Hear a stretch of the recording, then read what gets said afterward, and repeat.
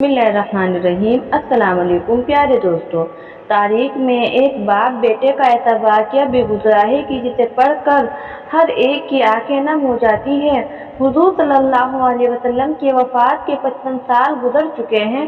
सुबह का वक्त था। फजर की नमाज में एक फारूक नाम का आदमी मस्जिद में आता है और नमाज अदा करके इमाम की तकबीर सुनने बैठ जाता है। इमाम साहब कह रहे थे कि ए लोगों, तुर्किस्तान में जिहाद हो रहा है, वहाँ लोगों की ज़रूरत है, इसलिए आप लोग उस जिहाद में शिरकत करें। हज़रत फारूक ने जब ये बात सुनी तो तुर्किस्तान के जिहाद में लोगों की ज़रूरत है तो वो अपने घर आए। उनकी अभी नई नई शादी हुई थी। उन्होंने अपनी बीवी से कहा कि मैं अल्लाह के रास्ते में जिहाद पर जाना चाहता हूँ। बीवी ने कहा कि आप ये कैसी बातें कर रहे हैं कि मेरे पेट में आपका 2 महीने का बच्चा है। अगर आप मुझे अकेला छोड़कर चले जाएंगे तो मेरा और मेरे बच्चे का क्या बनेगा। फारूक ने कहा कि ए अल्लाह की बंदी, तू अल्लाह पर भरोसा रख और ये मेरे पास 4000 दिनार है, इन्हें तू अपने खर्चे में लाना, मैं 4 महीने में वापस आ जाऊंगा। बहुत कहने के बाद बीवी ने कहा ठीक है, लेकिन जल्दी वापस आ जाना। और फिर उसी दिन फारूक ने अपनी जिहाद का सामान तैयार किया और शाम होते होते अपना घोड़ा लेकर घर से निकलने लगे। शोहर को जाता देख बीवी की आंखों में आंसू भर आए। फारूक ने बीवी को गले से लगाते हुए कहा कि तुम परेशान ना हो, अल्लाह तुम्हारा रखवाला होगा, मैं जल्द ही वापस आ जाऊंगा। और हाँ, एक बात का ख्याल रखना, अगर मैं वापस ना आ सकूं और अल्लाह की राह में शहीद हो जाऊं और जो बच्चा है अगर वो लड़का हुआ तो उसे बहुत बड़ा आलिम बनाना और दीन की तालीम देना, और अगर लड़की पैदा हुई तो उसकी अच्छे से तरबियत करना और फिर किसी शरीफ घराने में उसकी शादी कर देना। इतना कहकर नम आंखों से फारूक ने अपना सामान अपने कंधे पर लिया और घोड़े पर बैठकर चल दिए। बीवी दरवाजे पर खड़ी अपनी मोहब्बत अपने शोहर को देख रही थी। उसके दिल में अजीब सा तूफान बरपा था। कभी ख्याल आता है कि मेरा शोहर जा रहा है, पता नहीं अब कभी इनको देखना नसीब होगा या नहीं, और कभी ख्याल आता है कि मेरी जिंदगी का अब क्या बनेगा। अगर ये वापस ना आए तो मेरा और मेरे बच्चे का क्या होगा। पता नहीं अब इस दुनिया में मुझे अपने शोहर से मिलना नसीब होगा या फिर सीधे जन्नत में ही उनसे मुलाकात होगी। बीवी ने खुद को संभालते हुए कहा कि तुम अल्लाह पर भरोसा रखो, अल्लाह हमारा और हमारे बच्चे का मुहाफिज होगा। फारूक ने अपना घोड़ा दौड़ाया और मदीने के रास्ते पर चलने लगे। बीवी दरवाजे पर खड़ी अपनी मोहब्बत को दूर जाता देख रही थी। शाम का वक्त था, अंधेरा छाने वाला था और इधर इस मासूम बीवी के दिल की दुनिया भी वीरान होती जा रही थी। वो बेचारी दरवाजे पर खड़ी मुसलसल रोए जा रही थी और अपने शोहर को दूर जाता देख दिल ही दिल अल्लाह से फरियाद कर रही थी कि मेरे मौला मेरे शोहर की हिफाजत फरमा और उन्हें सही सलामत घर वापस भेज देना। अचानक दूर एक गली से फारूक ने अपना घोड़ा दूसरी तरफ मोड़ा और वहीं बीवी की नजरों से छुप गया। इधर बीवी दरवाजे के पास ही बैठकर सिसक कर रोने लगी।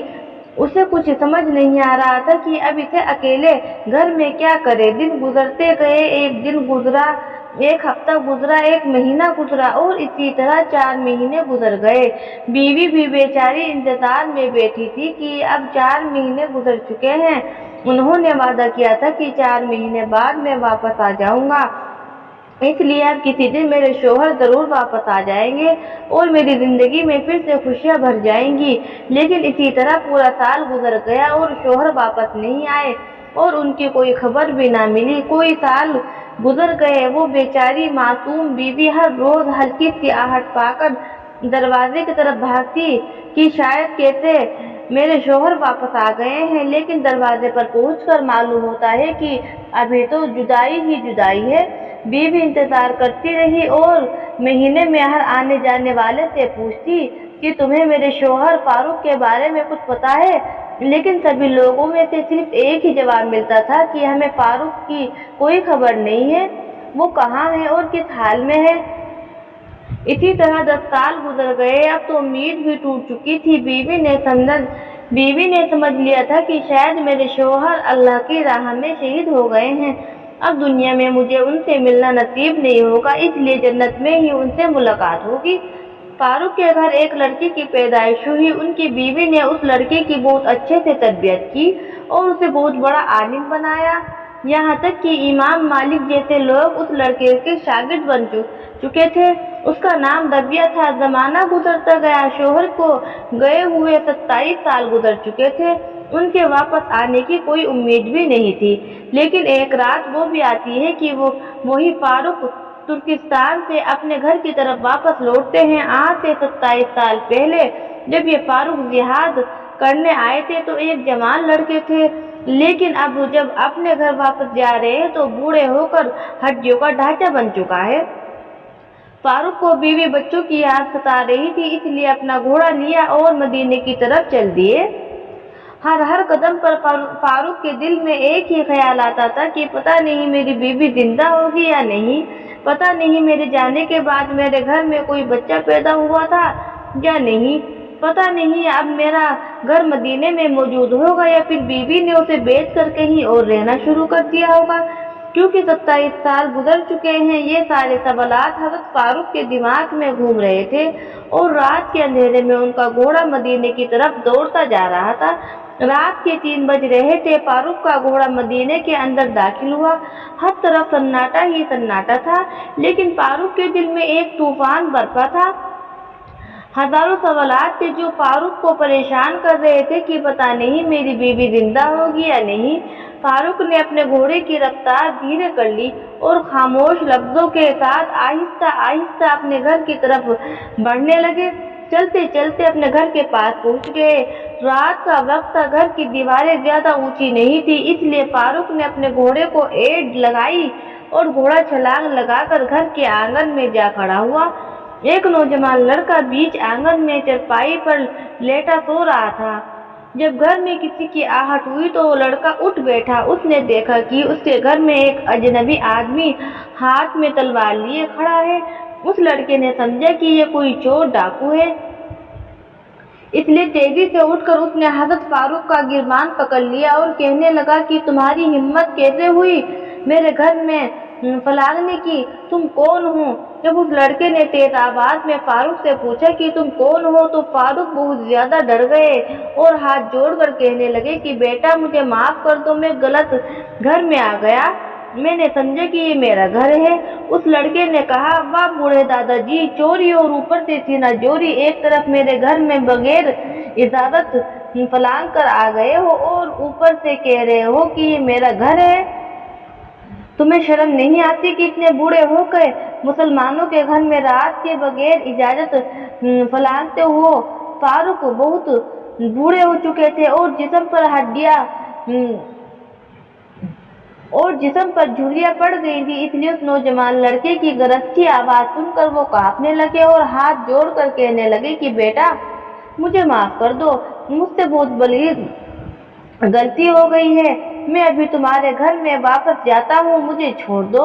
लेकिन उस लड़के ने इनका गिरबान पकड़ते हुए कहा कि ऐसे कैसे वापस जाओगे, मैं तुम्हें हाकिम के पास ले जाऊंगा और सजा दिलवाऊंगा ताकि तुम दोबारा किसी मुसलमान के घर में फलांगने की हिम्मत भी ना कर सको।